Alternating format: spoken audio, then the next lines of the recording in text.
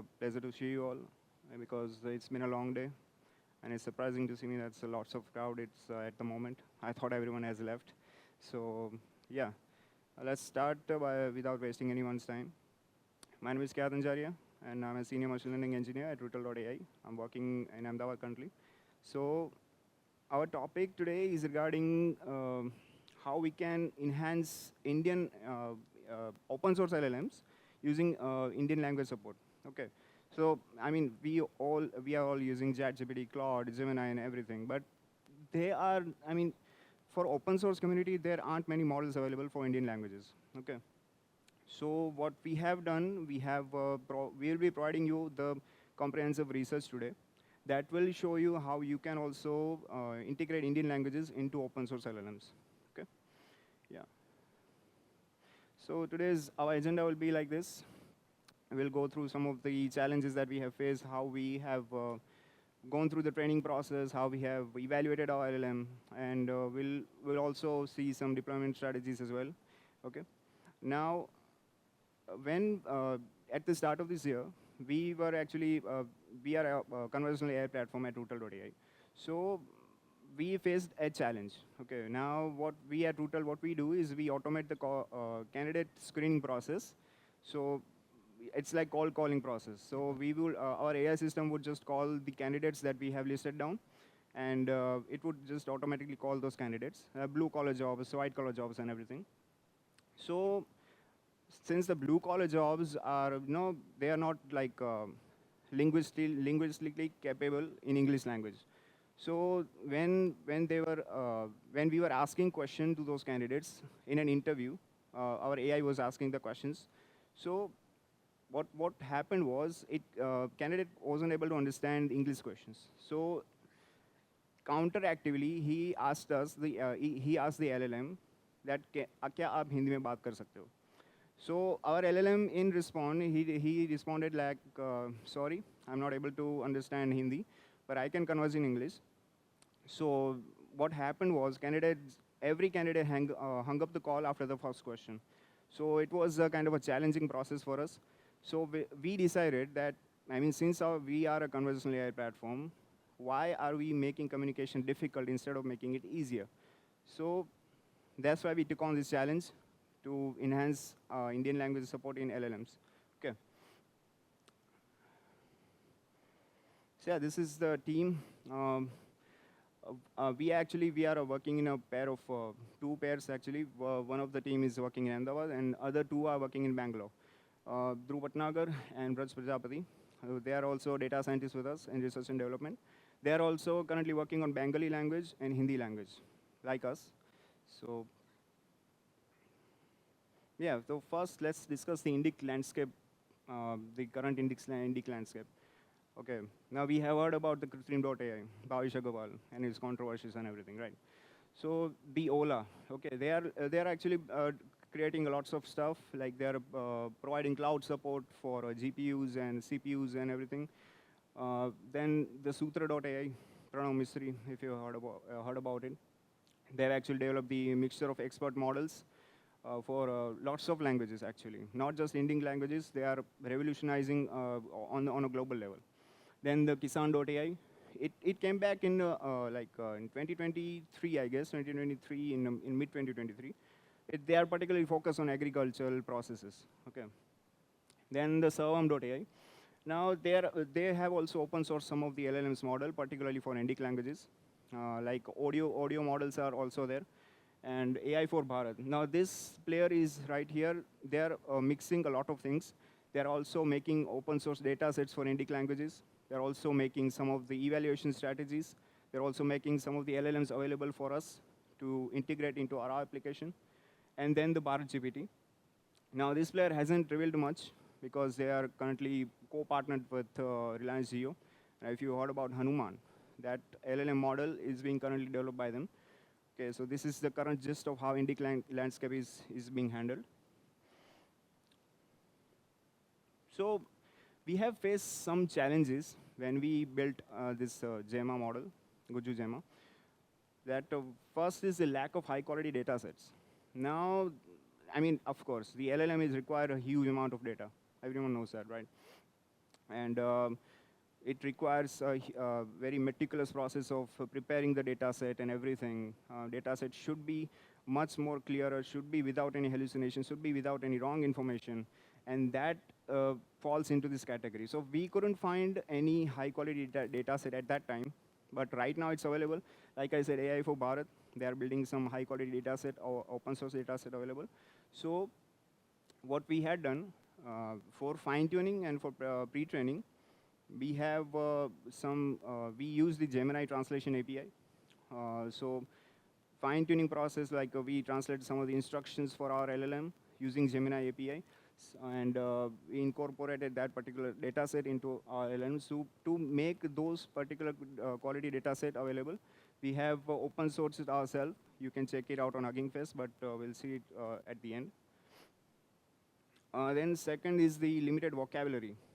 Okay, so nowadays what happens is, we'll see it in the next slide. So open source LLMs doesn't contain any Indian characters. Okay, we'll see that at the end. So I'll just skip it. Now third is the lack of evaluation of benchmarks.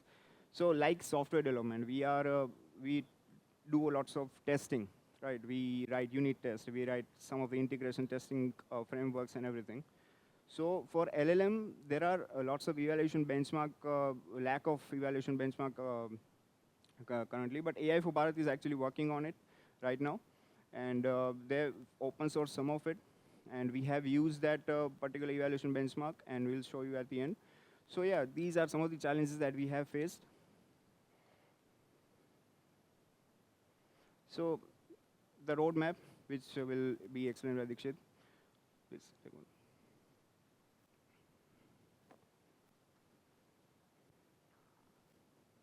Hello guys. So yeah, thank you Khyat for the motivation. So this is the roadmap that we have followed. Tokenization, pre-training, then fine-tuning, then benchmarking. So yeah, like we will see step by step. So first of all, it's a tokenization. So as we can see here, man is breaking something. Man is breaking a stone. So just like this infographic, tokenization works. Like tokenization breaks the whole sequence. Tokenization breaks the sentence, input sentence. So basically tokenization is a process of breaking a sentence or an input sequence into the meaningful words that we can say it's a tokens. So why we need this tokenization layer? Why can't we directly pass a whole sentence or a whole sequence to the LLMs directly? So LLMs cannot understand the textual information or a sentence. LLM understand the numerical inputs only. So that's why we need to convert input into the numerical IDs or the like integer IDs. So for that, tokenizer helps us to convert a whole sequence into the meaningful like IDs. So for that, so yeah, first of all, let's say about the types of tokenizer. So there are white space tokenizer. This is a rule-based tokenizer. Then BP, like we can call a byte pair encoding. Then a sentence piece. Then n-gram tokenization, word piece, tick token. So yeah, like these are all the types of tokenizer.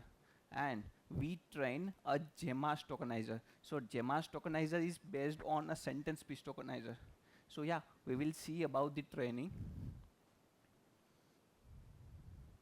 Yeah, so for to map tokens, a particular tokens into the numerical inputs or IDs, a tokenizer needs a vocab file. So basically, a vocab file contains a vocabulary of the languages. As we can see here, left side are the tokens or the meaningful words, and the right side are the IDs. So basically, all the tokens have the unique IDs. So here, like vocabulary file contains English language tokens, Gujarati language tokens, then Tamil, then Chinese language, German language. So yes, we can see the ratio, a number of tokens for the English language. So there are 180k for the English language, there are 1800 for the Hindi.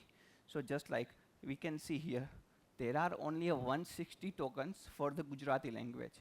If there are more tokens for the particular language, then model can generate a better, like model can generate in a better for the English language. So there are a less token for the Gujarati language. So model cannot generate properly for the Gujarati language. So to adding a support for the Gujarati language, we need to do tokenization training. Okay.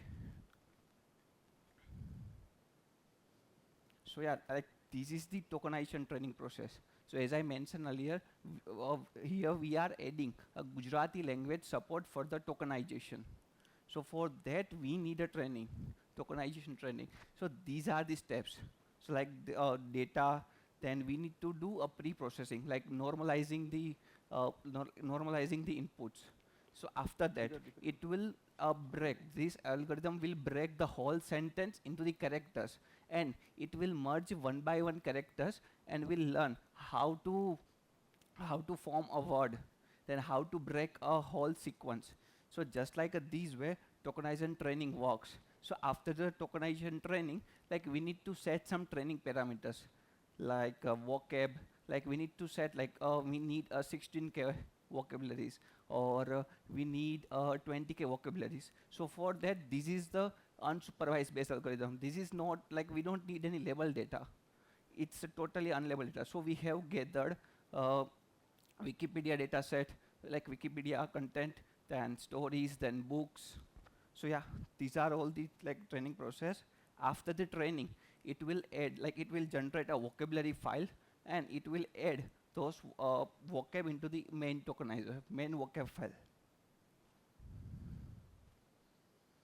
So yeah, like before the tokenization training, it was around 250k. So there are like there were 250k vocabularies in the like Gemma's tokenizer, and after the tokenization training, now there would be 266. So around like we can say like 16k would be added.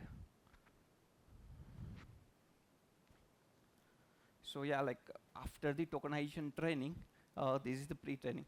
So as we can see here about the infographic, like a toddler or the baby, like how they learn. Like baby को सिखाने की ज़रूरत नहीं पड़ती कि कैसे बोलना है. Like they learn from the parents' conversation, parents' talk, like how they are talking, how they are converse. So yeah, like pre-training is the process to learn about the language, learn about the grammar of the particular language, how to form a sentence. So why we need a pre-training? So there is a language adaptation. If we want to add a support for the new language, like generally LLMs are trained on English languages or like most popular languages. So for the Indic languages like Tamil, Gujarati, we need to add a support. So like for the language adaptation, we need to do pre-training. For the catastrophic forgetting, we need pre-training. So just like a domain adaptation. Suppose like all the LLMs are pre-trained on general data. So if we are like health industry and we want to train our own model, and so this is like a health industry. So this is like a new domain for the LLMs. So we need to do pre-training, and there is no label data. So for like pre-training is the unsupervised algorithm. Like we don't need any label data, just like a fine-tuning. So yeah, if we have a label data, like unlabeled data, then we can go with the pre-training. So yeah, these are the types of the algorithms, like CLM, casual language modeling, mask language modeling, nest sequence prediction, then PLM, permitted language modeling. मतलब जो भी generative AI models होते हैं, decoder only models होते हैं, वो CLM के ऊपर मतलब ऑलरेडी प्री ट्रेन होते हैं using this algorithm. Like BERT है तो वो already pre train on a mask language modelling and next sequence prediction. Then XLNet है वो already pre train on PLM. So yeah, we will talk about the CLM because like Gemma is the generative model and the decoder only model. So yeah, we have utilized a CLM algorithm. So yeah, for the data part, we have used the Culture-IX dataset. Culture-IX dataset has many languages dataset. There are like multi-languages data like Tamil, Gujarati, more like a Indic languages dataset. So total size for the Gujarati language, so they were around 1.1 million documents, but we have utilized around 500k documents out of 1.1. So yeah, like under the hood of the CLM, like CLM work कैसे करता है background में. So for that, it will start like first step is the tokenization. After the tokenization, it will take a first word, first token, and based on the first token, it will generate a next token, and it will check like there is a loss competition. It will check if the generated token is similar to the actual token or not. If it is similar or the actual, it is similar with the actual, then yeah, it will add with the next. It will add to the like left context. So just like this way, it will add and it will re-verify the generated tokens. Okay, I have infographics for this. So yeah, this is like the cat set on the mat. First tokenization, then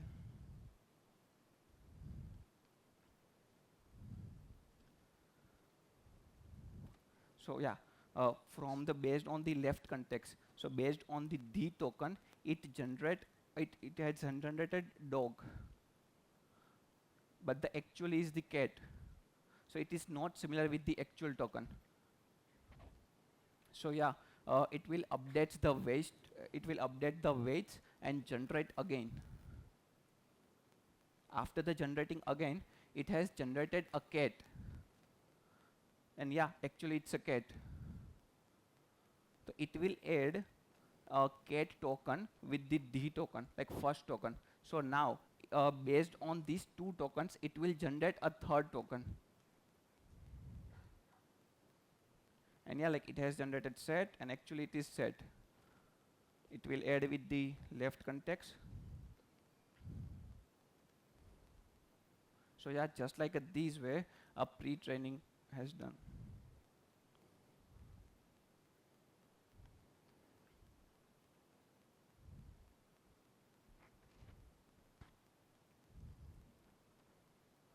So yeah, like after the tokenization, after the pre-training, like tokenization, like एक बार model को पता चल गया कि मुझे break कहाँ पे करना है, the whole sequence. Then उसको पता चल गया है कि मुझे सेंटेंस को फॉर्म कैसे करना है properly in a proper grammar. Then we need to do a fine tuning, like we need to give a instruction, like इस instruction को आपको ऐसे generate करना है. So for that, yeah, Khyat bhai will take over. Yeah. Thanks, Dixit, for that informative, detailed pre-training phase. So yeah, so as he said, the pre-training actually when a child starts to learn a new language, it starts to learn, we call in Gujarati barakdi, right? Ka, kha, ga, and all that, A, B, C, D, those characters. Now the LLM doesn't understand those particular characters, so it starts to generate some vague or garbage language on its end. So that's how it, like a child, LLM learns that particular vocabulary characters, and once that is done, we'll come over to the fine-tuning phase. Now the child has grown. Now it knows how to speak Gujarati, it knows how to speak a particular language, right? So now it needs a particular someone who is able to instruct that particular child so that it can make better decisions, it can generate better results in this case. So yeah, so fine-tuning can be done in many stages. Lots of instructions are there. We know we all do prompt engineering day to day, right? So right now, currently, we have lots of fine-tuning types, but we have included 4 because we have actually experimented on these 4. Okay, so first is the SFT and or IFT. So SFT is a supervised fine-tuning process. So I mean, many of you might have heard about classification algorithms, binary classification or multi-class classification, right? So what exactly do we do in binary classification? We would label the data, right? We would particularly actually accurately label the data so that model can understand and the model can predict better, okay? So that is how supervised fine-tuning works. We are actually the supervision of our LLM so that it can actually generate better results on its end. So yeah, I mean, the classification problem is one of them. And then comes the IFT, the instruction fine-tuning. So there are multiple tasks, like let's say if you want to specialize the model to summarize some paragraph of summarize a newspaper article, or you want to do some kind of sentiment analysis, right? Like sentiment analysis in terms of positive or negative.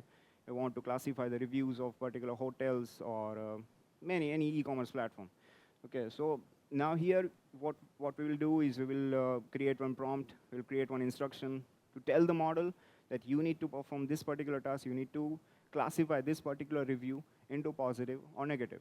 Okay, so that's how the supervision task actually is done on SFT. Now, then comes FFT, which is full fine-tuning. Now, suppose that you have a task of developing a chatbot for a medical enterprise organization, where we don't need any particular data like apart from medical, right? You don't want the model to make decisions other than medical decisions, okay? So what will you do? You will gather some medical information data, particularly for a disease or whatever kind of data available out there. So you will feed that data into the LLM, the whole data itself. You will update all of the parameters of the model uh, so that it can actually learn only on medical data. No other data is allowed. That's how the full fine-tuning works. Now, then comes the CFT, which is conversational fine-tuning. So as I said, uh, in a chatbot process, like if you want to build a chatbot, you need the model to converse in a natural language. Okay, so I mean, like how we converse day to day in our day-to-day lives. So the model will start to communicate better if we choose this algorithm, conversational fine-tuning, where there will be multi-turn conversation prefixed by adding a prefix of human and assistant, so that model can know what kind of answer it needs to give according to the human's question, according to how the human reacts, right? So that is conversational fine-tuning. Then comes PFT. I mean, you might have heard about PFT, parameter efficient fine-tuning. So what it does is that, let's say if you have a 7 billion parameter model like Gemma. So now you don't want to actually use all of the parameters. You have just a minimal task that you want the model to adapt, right? So that's how you can use this particular technique to just select some of the parameters of the model and offload that parameters into the GPU, and those parameters will only be learned. Those other parameters will not be touched or nothing, just those small parameters. We'll see that in the next slides.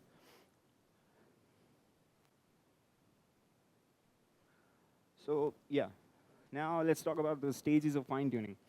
Now, as I said, first you need to identify the problem.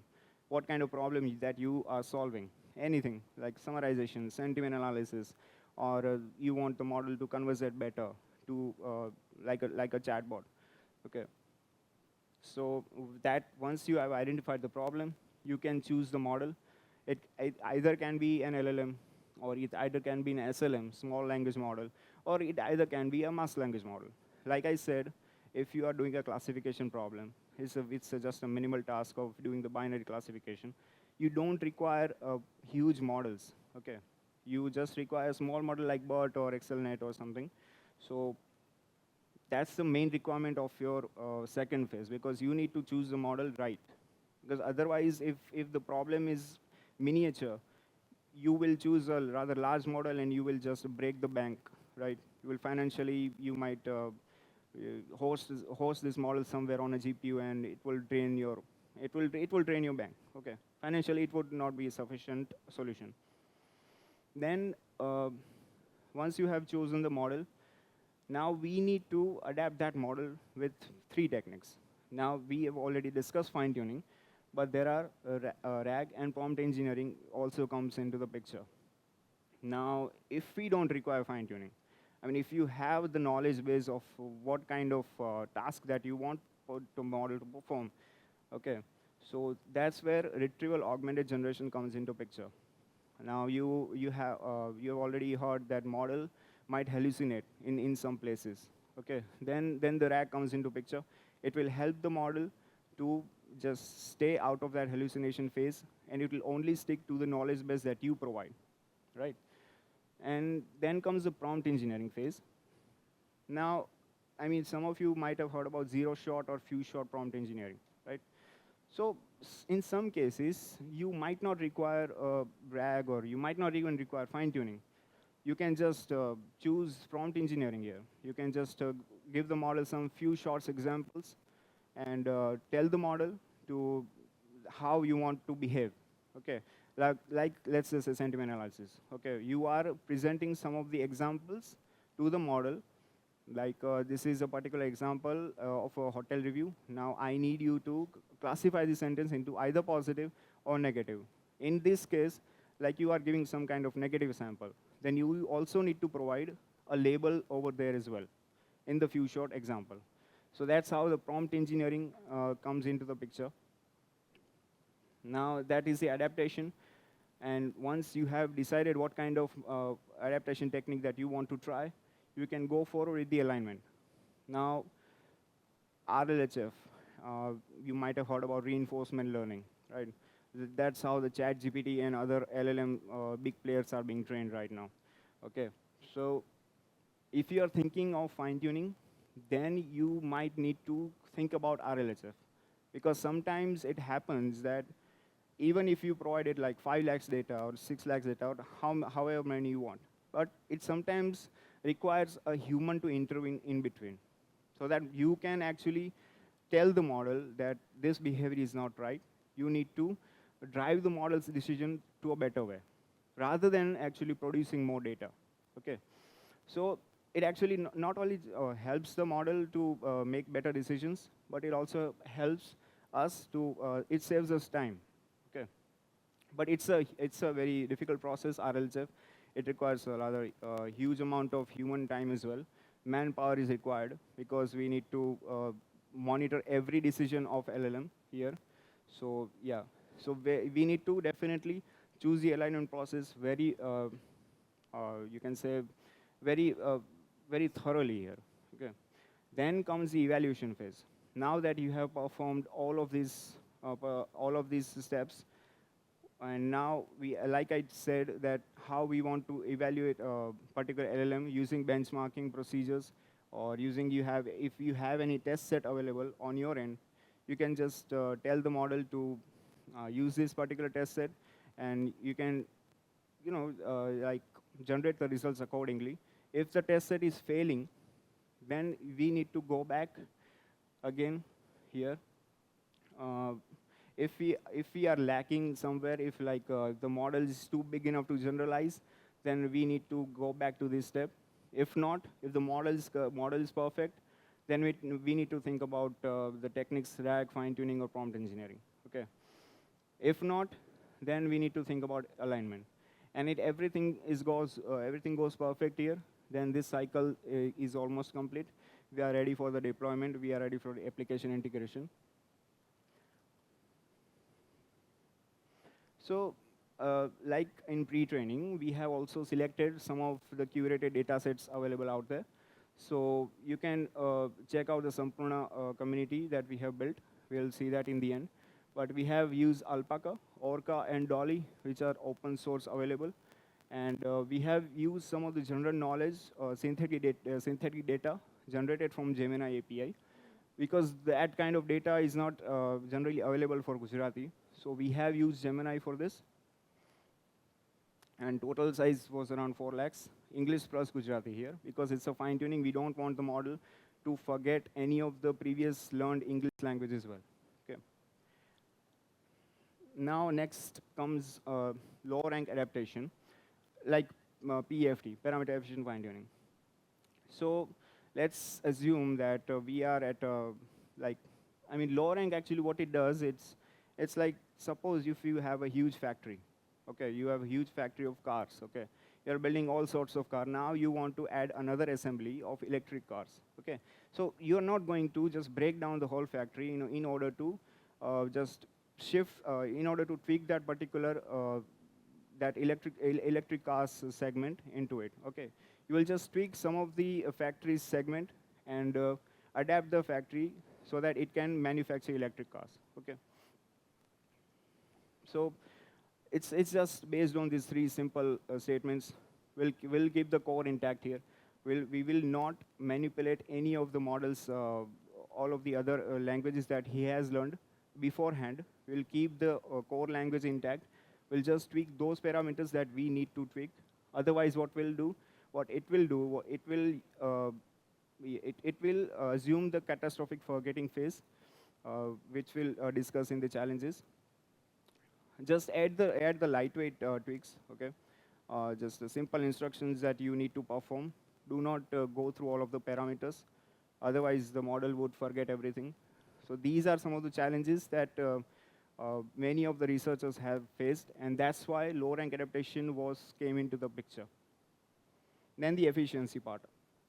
I mean, many of you, if you have read about the iPhone 16 technical report, so what they have done, they have created an architecture within the model itself that they can use these low-rank adapters, not the whole model itself. They can use it adapters for a particular task like email summarization or word prediction. Those particular minimal tasks that they have incorporated into our iPhones so that they don't need to shift the models onto the servers. They are actually shifting the adapters onto our phones. So that is the efficiency part. And this is just statistics of if we apply the parameter efficient fine-tuning and low-rank adaptation. So it's just a mathematical concept. Like if we increase the ranks here, if we increase the ranks here, as you can see, if we are selecting one rank of parameters, then for a 7 billion model, only 1,67,000 parameters will be used during fine-tuning. Okay. It's like 0.002% of the parameters will be tweaked, nothing else. The other parameters, like 6 billion parameters won't be touched, only 167,000 parameters will be fine-tuned. That's it. This also saves us GPU memory as well. And as gradually we increase the rank, as you can see, it will use other parameters as well. And like here, it's the maximum number of 512 rank. It will use 85,673,987 parameters from the whole 7 billion, right? So it's a mathematical concept. I will not dive into much deeper. So yeah, I mean, we have gone through these phases: pre-training, fine-tuning, and how we can make fine-tuning much better way. So now comes the part of challenges that we have faced during these three phases. First is the hallucination part. We have faced this numerous times in our research experiment.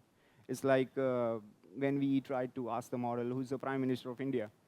It will not sometimes say Narendra Modi. It will sometimes say, if the knowledge is much older, then it will say sometimes Atal Bihari Vajpayee. So that's the part of hallucination is becoming rather adamant here. So what we can do is, if we don't have much data, like I said, we can just add a component of retrieval augmented generation so that it can diversify that particular data set and incorporate that knowledge base into its current knowledge. Okay. Or if you have the data, then you can, of course, you can choose this particular technique. Then comes the repeated token generation. Since Dixit said that tokens are the foundation of the LLMs, okay? So if we are not fine-tuning this in a better way, we are not telling the model when to stop generation, when to stop the tokens, it will keep on continuing it will keep on generating the tokens. It will not stop at all. Okay, this is a very common problem during LLM fine-tuning. So for that, there is a solution called stop tokens. These are some special tokens. So when we are fine-tuning, we need to tell the LLM that stop tokens need to be added so that model will generalize accordingly so that it will stop in a particular stage, okay, like a sentence completion. So these this is just a normal problem, but it can be solved via fine-tuning. Then comes the catastrophic forgetting phase. Like I said, if you train the whole model, whole of the parameters, it will lose the memory of itself, the previous knowledge that it has learned. So that's why the low rank adaptation, like I said, came into the picture. And fourth is the latency and efficiency. So nowadays, and shift the model over to the server, it requires a lot of cost. It requires a lot of money. Okay, so what we can use the SLM. It's kind of a alternative to the large language models. You can also, I mean, if you have heard about Olama here, Olama frameworks, you can also use that particular framework into our laptops. You don't need to shift the model into fancy GPUs on the server. You can just shift the models into the laptop. It will work as expected, but it will create some latency because it's running on CPU. It will not generate the tokens faster. So that is where VLLM comes into the picture. It is a community, and they actually started developing this library, particularly for LLMs, so that LLM can generate tokens in a much faster way. Okay. So these are some of the challenges that we have faced, and some of the possible solutions that we have applied. Now, as I said, that we have tested this particular model, Gemma, and in contrast to the original Gemma, the base model. So some of the benchmarking parameters are here. So Dixit will explain you how these parameters actually, what are these parameters, and how we can evaluate LLMs in a much better way. Okay. Dixit.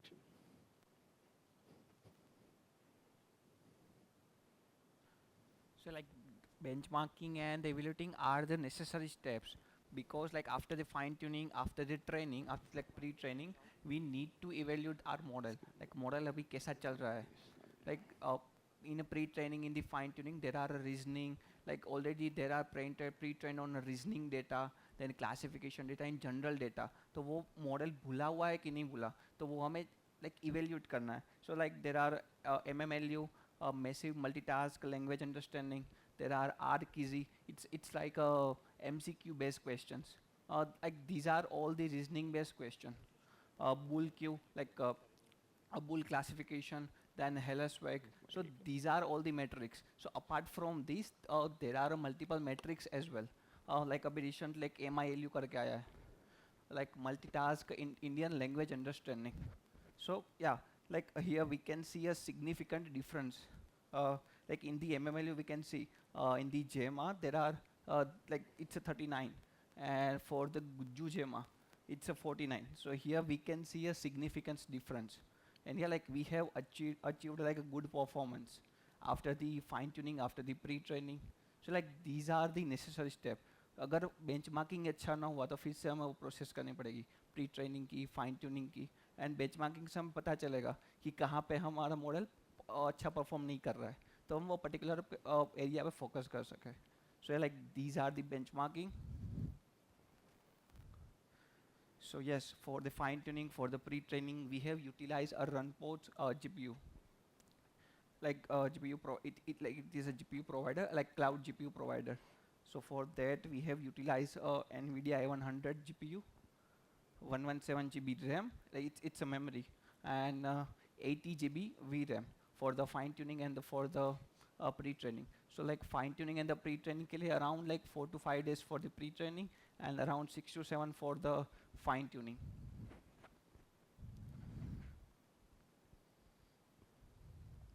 Okay, now let's talk about the demo.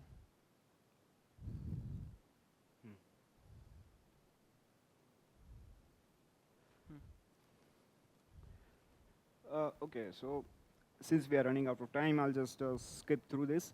So we have the base model right here. Now, can you just scroll up? So the instruction that we are saying that મને ઢોકળા બનાવતા નથી આવડતું તો મને એના માટે recipe આપો, right? So the base model, what he has done, it has actually, let's regenerate it again, but I guess it will be the same answer. It will take some time because these are token generation. Yeah, so it will just say the same answer again and again. So right now it's not able to make sense at all. Okay, as you can see, it will actually combining the English languages, English language tokens into Gujarati as well. So this is not a proper answer that we can actually understand. So let's skip over to the our model, which is Gemma.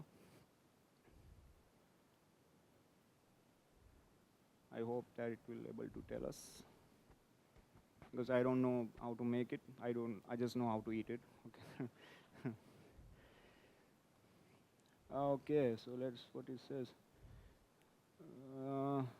Dhokla બનાવવા માટે એક cup. I don't know if it's correct or not, but but yeah, if it makes sense to you, I guess then you can try it at home. Let me know. Okay, so it is trying to make some sense. Okay, as you can see, it is able to understand Gujarati very perfectly. Okay, it is able to construct the language process very well. And if we have any other samples here, yeah. So this is a rather funny one. Yeah, I mean, modern sons are actually facing this thing right now. Like our fathers actually telling us lots and lots of things like, મારો દીકરો મારી વાત નથી માનતો, મારું માર્ગદર્શન હું આપું છું તો કાંઈ સાંભળતો નથી. કઈ રીતે સમજાવું? તો હવે સમજી લો કે I hope કે ગુજરાતી બધાને સમજમાં આવે છે. ઓકે, સો સમજી લો કે પપ્પા અત્યારે મને એકવાર મને કીધું હતું એમણે કે હું ચેટ જીપીટીને કઈ રીતે યુઝ કરી શકું અગર મારે વાત કરવી હોય તો. But since he doesn't understand English, he tried this in Gujarati, and yeah, I mean, yeah, I guess it's correct, right? I don't know. Okay, so this is, I will just wrap up quickly. So yeah, as you can see, the base model isn't able to understand properly, but the model, after fine-tuning, after pre-training, after allowing the model to learn Gujarati, it is able to understand this pretty well. Okay. So, yeah, so we'll conclude this here because we're running out of time and everyone is waiting for us downstairs. So, in conclusion, what we are trying to say is that as a research community out there for everyone, we can actually bridge this gap of huge models like ChatGPT and everything. We can actually bridge this gap by using our models, by using our research. We can produce Indian LLMs as well, because there are also scarcity out there. I mean, if you Google it, you won't find it anywhere that much. But people are making some rather really huge strides in it. But I would invite you, all of you, you can join us as well. We have created one community, Sampurna.ai, which is, we are gathering people who are eager to learn, who are eager to research, particularly in Indic languages. Okay. So it's not just about LLM. If you are working on audios as well, speech to text or any other criteria, you can also join this community. Okay, I mean, we are all here to support each other, right? So I guess that would be the conclusion. Yeah. So why ask, can you speak Gujarati? Man, our LLM is already saying, "Ah, bhai, boli rayo chu." Right? Thank you so much. Thank you. Yeah.